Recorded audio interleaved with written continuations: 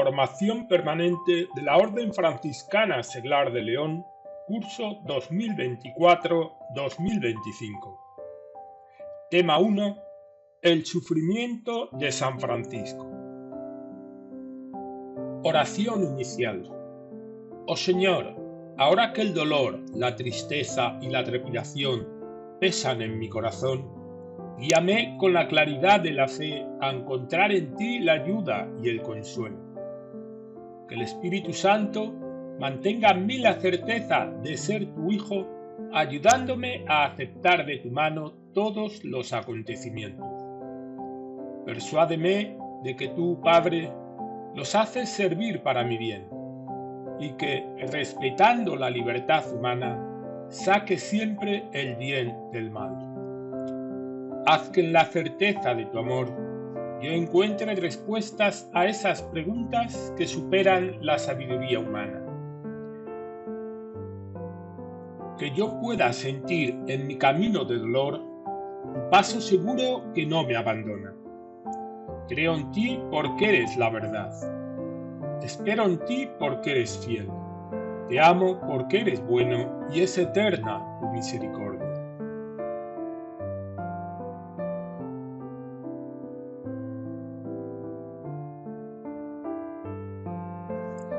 Textos bíblicos.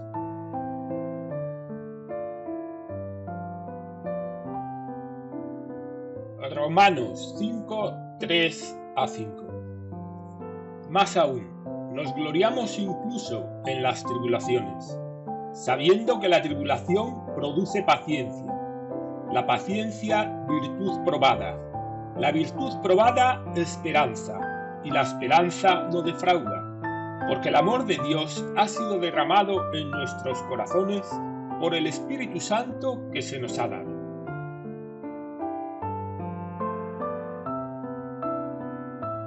Corintios 1, 3-4. Bendito sea el Dios y Padre de nuestro Señor Jesucristo, Padre de las misericordias y Dios de todo consuelo, que nos consuela en cualquier tribulación nuestra, hasta el punto de poder consolar nosotros a los demás en cualquier lucha, mediante el consuelo con que nosotros mismos somos consolados por Dios.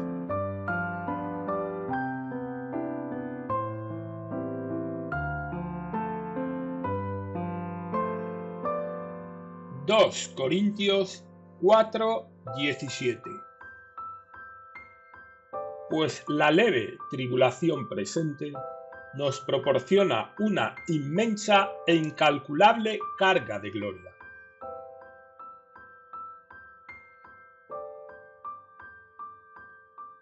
Primera de Pedro 4:1. Así pues, dado que Cristo sufrió según la carne, también vosotros armaos de la misma mentalidad, porque el que sufrió según la carne ha acabado con el pecado.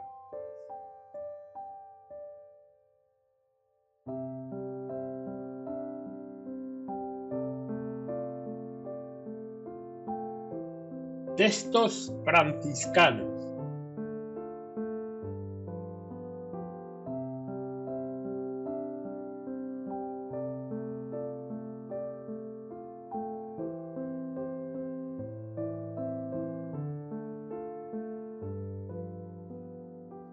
Carta a los fieles. Capítulo 1.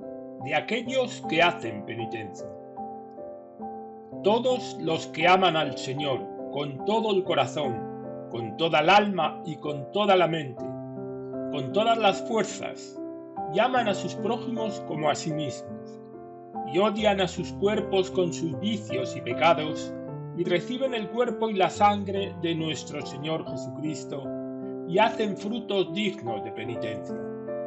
Oh, cuán bienaventurados y benditos son ellos y ellas, mientras hacen tales cosas y en tales cosas perseveran. Porque descansará sobre ellos el Espíritu del Señor, y hará en ellos habitación y morada. Y son hijos del Padre Celestial, cuyas obras hacen, y son esposos, hermanos y madres de nuestro Señor Jesucristo. Somos esposos cuando por el Espíritu Santo el alma fiel se une a nuestro Señor Jesucristo. Somos para Él hermanos cuando hacemos la voluntad del Padre que está en los cielos. Madres, cuando lo llevamos en nuestro corazón y en nuestro cuerpo, por el amor divino y por una conciencia pura y sincera, y lo damos a luz por medio de obras santas que deben iluminar a los otros como ejemplo.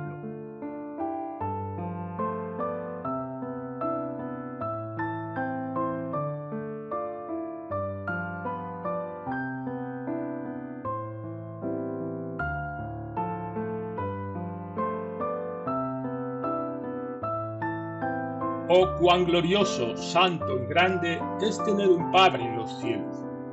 Oh, cuán santo, consolador, bello y admirable tener un tal esposo.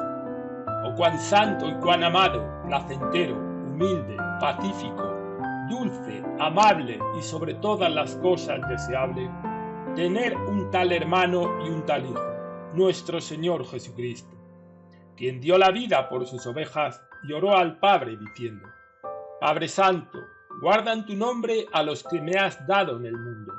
Tuyos eran y tú me los has dado, y las palabras que tú me diste se las he dado a ellos, y ellos las han recibido y han creído de verdad que salí de ti, y han conocido que tú me has enviado.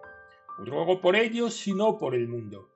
Bendícelos y santifícalos, y por ellos me santifico a mí mismo. No ruego solo por ellos, sino también por aquellos que, por medio de su palabra, han de creer en mí, para que sean santificados en la unidad como nosotros. Y quiero, Padre, que donde yo esté, estén también ellos conmigo, para que vean mi gloria en tu reino. Amén.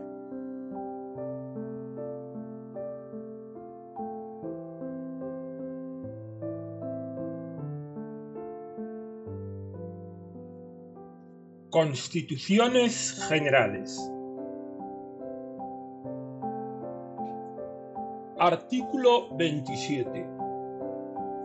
Los hermanos, al avanzar en edad, aprendan a aceptar la enfermedad y las dificultades crecientes y den a su vida un sentido más profundo, en el progresivo desapego y en una apertura hacia la tierra prometida. Estén firmemente convencidos de que la comunidad de los creyentes en Cristo y de los que se aman en Él se continuará en la vida eterna como comunión de los santos. Los franciscanos seglares comprométanse a crear en sus ambientes y sobre todo en las fraternidades un clima de fe y de esperanza, para que la hermana muerte sea esperada como paso hacia el Padre y para que todos puedan prepararse con serenidad.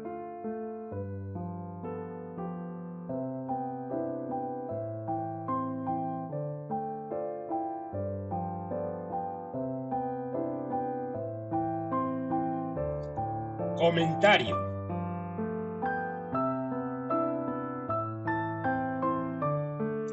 Hablar de dolor, sufrimiento, enfermedad, desgracias o muerte puede llegar a ser hoy en día causa de escándalo. Vivimos en una sociedad secularizada y en estado de apostasía que ha convertido a la ciencia y a la tecnología en instrumentos a través de los cuales el hombre hace gala de esa soberbia nacida del deseo de querer ser igual a Dios.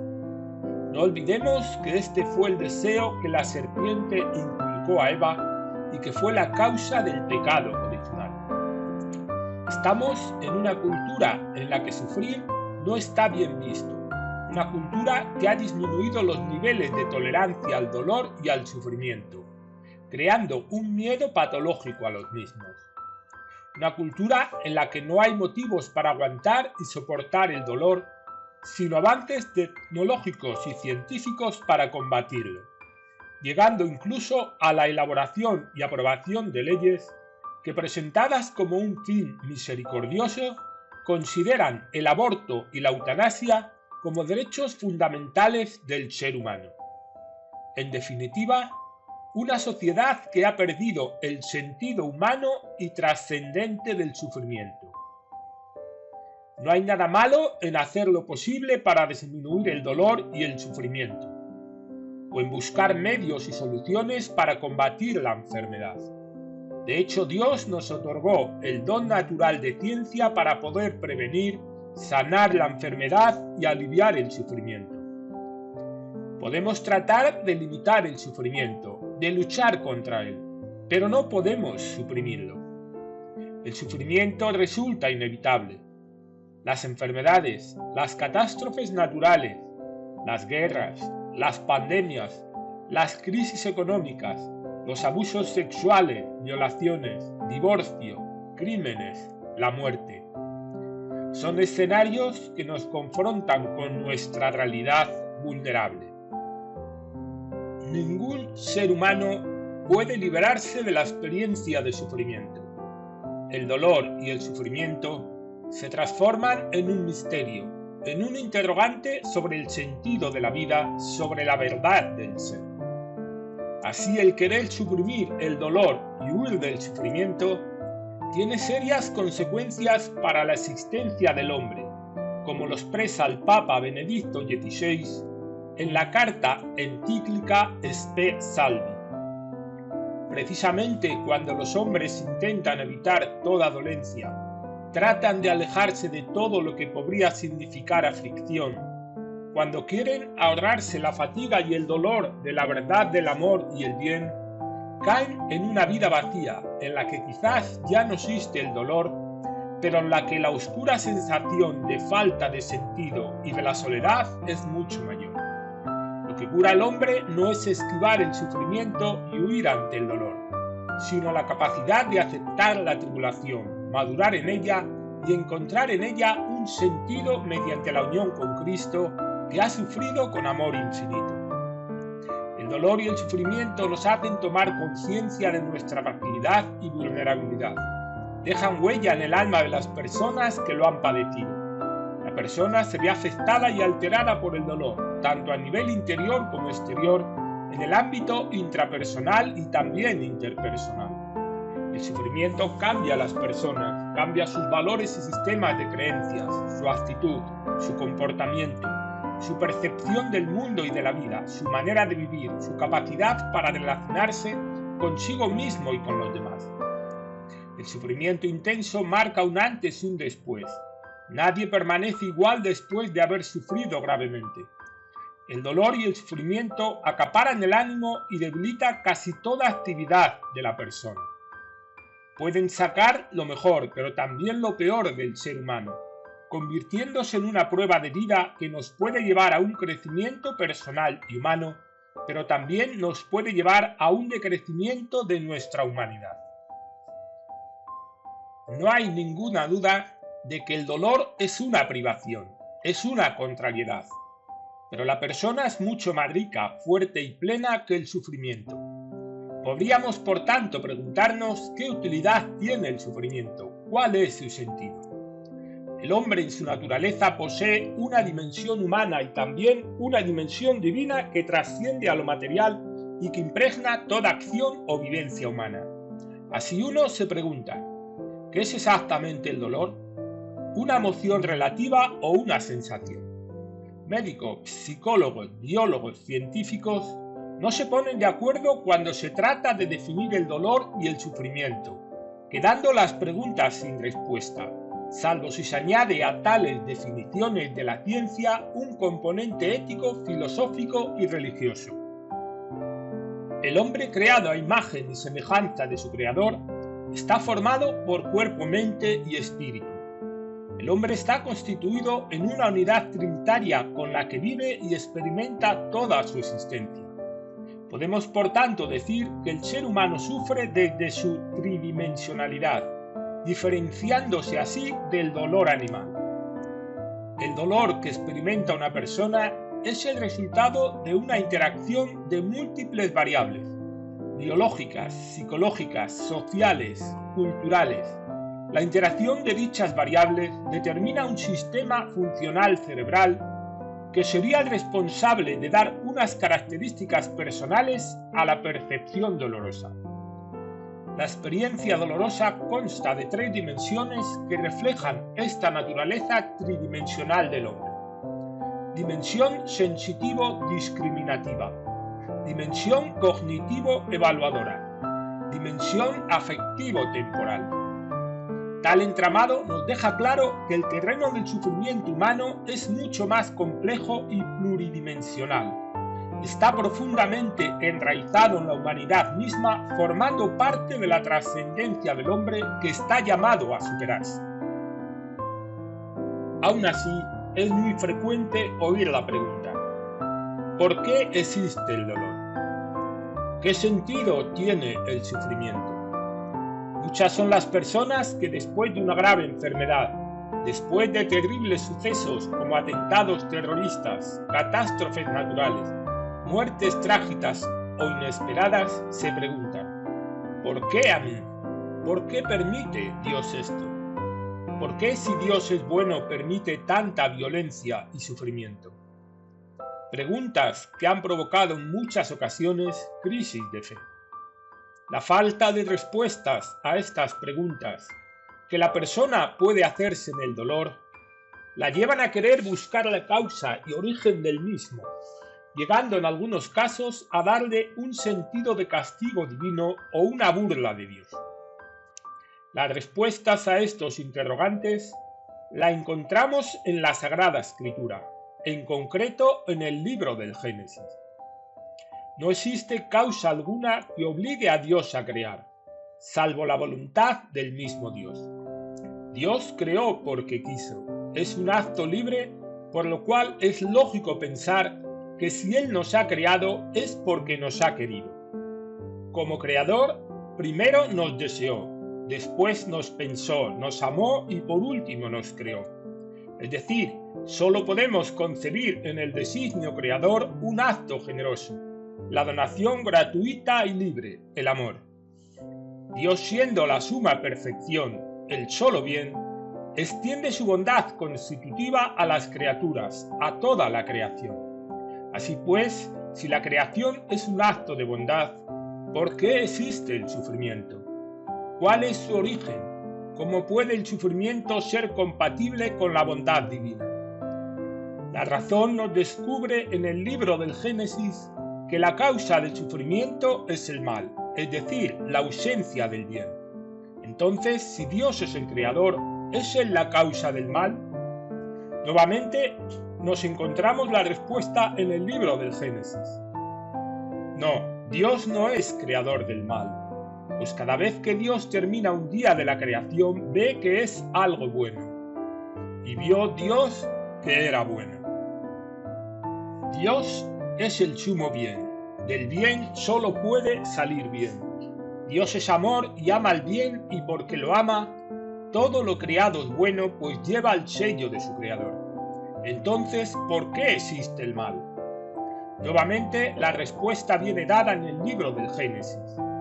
El pecado original, fruto de una rebeldía de la libertad del hombre, quebrantó el mundo verdaderamente querido por Dios, produciendo en el hombre una desemejanza con Dios y trayendo consigo la privación del bien, tanto a nivel físico, dolores, penalidades, luchas y inclinaciones, como a nivel moral, tendencia a lo infrahumano, debilidad de la voluntad, oscurecimiento de la conciencia. La maldad existe porque el hombre utiliza mal su libertad. Cada hombre que no obra rectamente es el verdadero y propio autor de los malos actos, y el origen de este mal que se halla en el hombre se debe a la concupiscencia, es decir, la tendencia del alma al pecado. Pero Dios, en su bondad, no quiso que este estado de cosas, consecuencia de una libertad mal ejercida, fuera definitivo, por lo que intervino directamente en la historia de la humanidad por medio de la redención. Dios, en su perfecta sabiduría, hizo del sufrimiento no querido y por tanto no creado por Él una herramienta para la redención. Dios no permaneció ajeno al mal que sacude al hombre. Él ofrece a su Hijo, Cristo hecho hombre, como ofrenda de sacrificio, asumiendo el sufrimiento y la muerte para vencerlas desde su humanidad sin perder su divinidad con la resurrección, haciéndose así el camino, la verdad y la vida.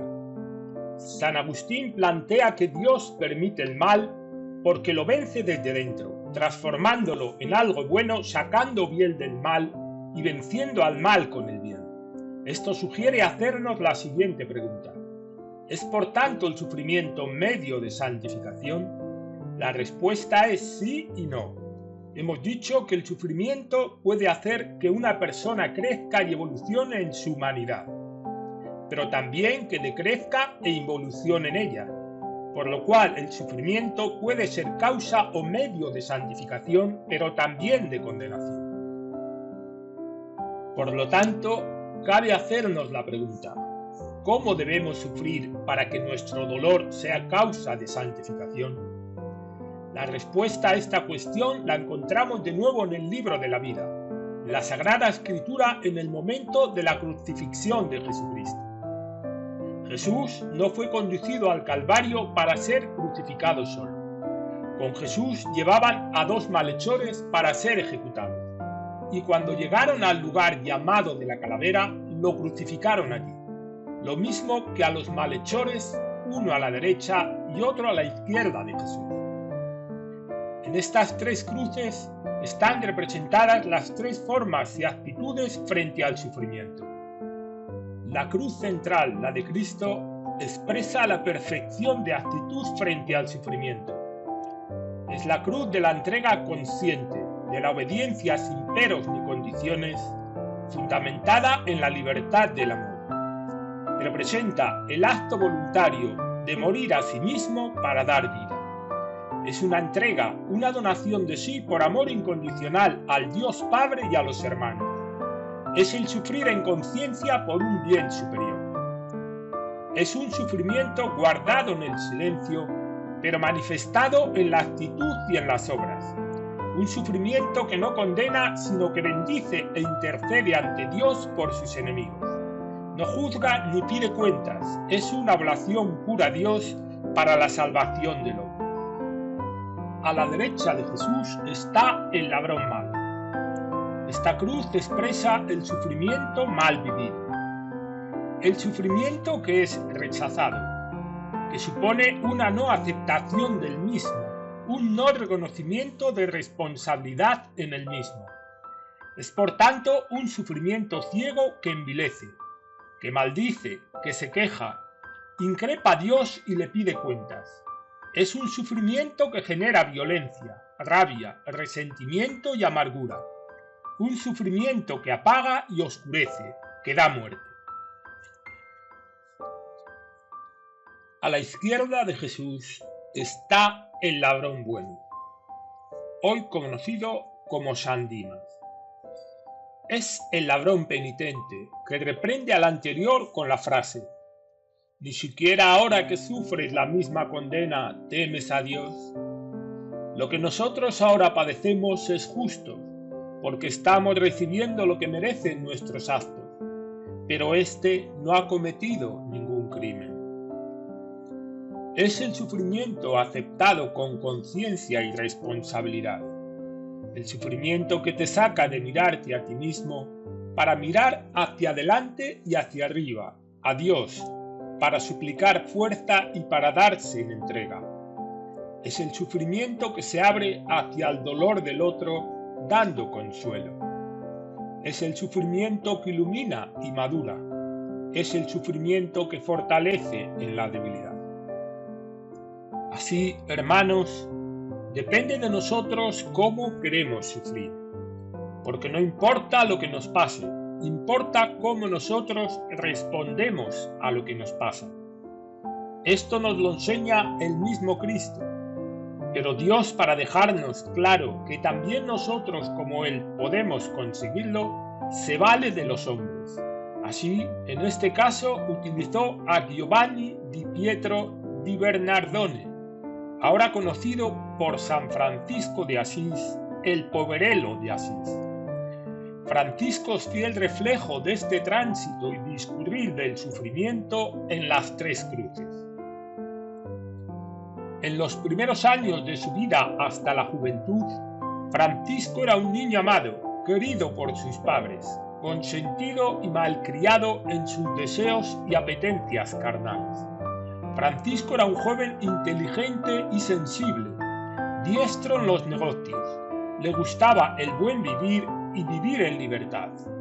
Era generoso, extrovertido y alegre, aunque poseía una constitución delicada, frágil y enfermiza, que requería vivir rodeado de los cuidados que su posición económica le permitía. Todo empieza a cambiar cuando Francisco participa en la guerra contra Perusa. En el transcurso del enfrentamiento y posteriormente en su encarcelamiento, Francisco conocerá la fragilidad corporal y la fragilidad moral. En el año 1204 se produce en Francisco el encuentro de la larga enfermedad y comienzo de su gradual conversión. Así nos dice San Buenaventura: Dios puso su mano sobre Francisco, quien sintió en sí mismo la virtud de la diestra del excelso, viendo afligido su cuerpo con los dolores de aguda y prolongada enfermedad, con lo cual su alma se halló más bien dispuesta para percibir abundantemente la unción del Espíritu del Señor. Así que Francisco va lentamente avanzando en su proceso de conversión, en sufrimientos y tinieblas. En su interior se va gestando un cambio profundo y radical que le llevará a través de diferentes acontecimientos al encuentro definitivo con Dios, como él mismo expresa en la oración: Oh sumo y glorioso Dios, dispersa las tinieblas de mi corazón. Dame fe recta y esperanza cierta, caridad perfecta. Esto provoca un giro radical en su vida. Con el alma derrotada y herida, enfermo en su cuerpo, Francisco se introduce en el itinerario espiritual presidido y cohesionado con la cruz, en el que encaja admirablemente la tríada de las virtudes teologales como actitudes integradoras que purifican, unen y perfeccionan. Nada de negaciones masoquistas o deshumanizadoras. En el estilo evangélico de San Francisco, todo lo contrario, brilla la luz gozosa de la pasión. Por lo cual sería un error limitar la conformidad de Francisco con Cristo solamente a sus llagas aparecidas en los últimos años de su vida. ¿Cómo sufre Francisco? Al igual que Jesucristo, en la libertad del amor expresada en el deseo de configurar su voluntad a la voluntad de Dios. En la conciencia y por tanto en la confianza de que si Dios permite un mal es por un bien superior. Y esto le llevó a tener su fuerza en esta fe de que todo sirve para bien, lo que le llevó a la esperanza y por tanto alegría en el sufrimiento, no cayendo en tristezas, ni desesperanza, ni derrotas. Frente a las consecuencias del sufrimiento en el hombre, inactividad, desgana, desmotivación, Francisco actúa como si nada de esto padeciera, como si estuviera sano, llegando a culparse en la carta a la orden de no haber observado la regla o recitado el oficio divino o por negligencia o por enfermedad, o escribiendo cantos con las palabras de nuestro Señor Jesucristo a los hermanos cuando la enfermedad le impedía ir a visitarlos. Frente a la desesperación y mortificación de los dolores y sufrimientos físicos, en vez de llorar, reír y cantar. Frente a la tentación de la desesperación que producen los dolores y sufrimientos físicos y morales y circunstanciales de la enfermedad, Francisco convertía el llanto en risas. Frente a la tentación de maldecir o pedirle cuentas a Dios en medio de tanto dolor, Francisco bendice y alaba al Señor y bendice el sufrimiento y las causas del mismo. Sustituyendo el llanto por risas, así plasmó el cántico a las criaturas. Así sobre este cántico la leyenda de Perusa nos dice: pues yo debo rebosar de alegría mis enfermedades y tribulaciones, encontrar mi consuelo en el Señor y dar rendidas gracias al Padre, a su único Hijo nuestro Señor Jesucristo y al Espíritu Santo, porque Él me ha dado esa gracia y esa bendición. Esta convicción de Francisco expresa o motiva su manera de relacionarse con las enfermedades y la muerte, llegando a llamarlas con el apelativo de hermanas. La actitud de Francisco en esta relación fraterna con la enfermedad y la tribulación y la muerte, y en esa confianza plena en Dios, es de vivirlos con paz y alegría.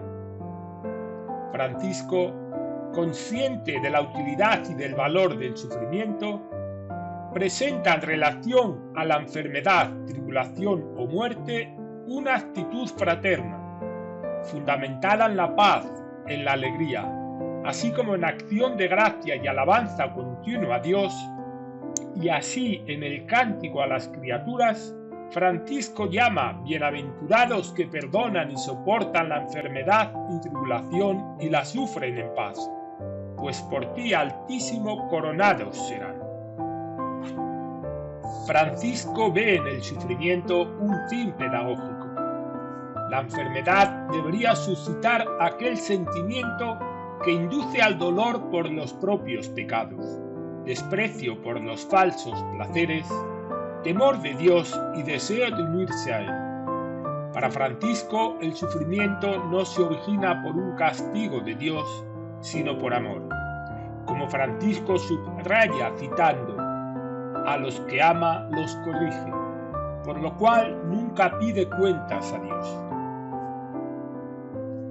Para Francisco, el sufrimiento aceptado y bien vivido conlleva crecimiento humano en sabiduría, humildad y compasión. Esto se refleja en un deseo y actitud de aliviar el sufrimiento de Dios, uniéndose a la acción redentora de Jesús, y el sufrimiento del prójimo, del hermano, convirtiéndose en tirineo para él. Así exhorta a los frailes a cuidar de los hermanos que caen enfermos y les insta a que los sirvan como ellos quisieran ser servidos en esa condición. Ocuparse del hermano enfermo con amor verdadero y desinteresado, como quisiera uno ser asistido en caso semejante. Dichoso el siervo que ama tanto a su hermano cuando está enfermo y no puede corresponderle, como cuando está sano y puede corresponderle. San Francisco no escribió nada sobre el sufrimiento. Como sabemos, no es un teólogo de letra, es un teólogo de espíritu, de vida, de obra. San Francisco amó tanto a Cristo que quiso unirse y asemejarse a Él en todo, incluso en la cruz, recibiendo como manifestación de esta unión los estigmas de Cristo en el último recorrido de su vida. Así podríamos decir que San Francisco es el apóstol del Evangelio del sufrimiento. Preguntas para el diálogo.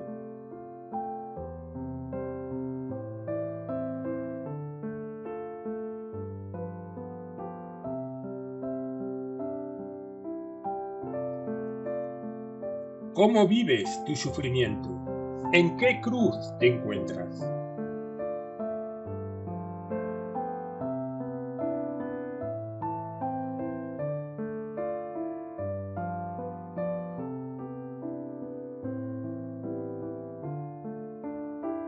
¿Podrías decir que en tu tribulación, enfermedad, ¿Has encontrado el gozo y no solo el dolor?